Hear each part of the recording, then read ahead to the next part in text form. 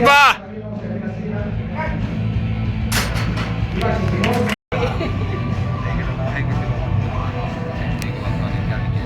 Niin Mervi, kaikki peliin nyt. Kyllä se kannattaa hoitaa kuntoon kuitenkin.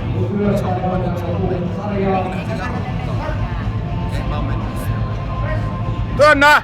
Työnnä! Hyvä! Yes! 60 kiloa on tulos ja Sadun tulos oli 62,5. Sanna, ootko paikalla? Ole hyvä, kun tänne lavalle tulee takaa.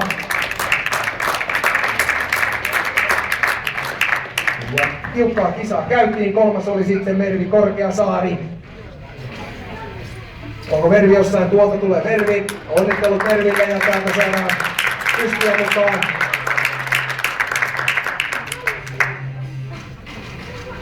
Näin mentiin sitten tässä sarjassa, joka oli naiset 60 kiloa. Toivottavasti nyt kamerat käy sitten siihen tahtiin, että saadaan hyviä kuvia. Täällä on pikkusen kuvaamista varten himmeet valot.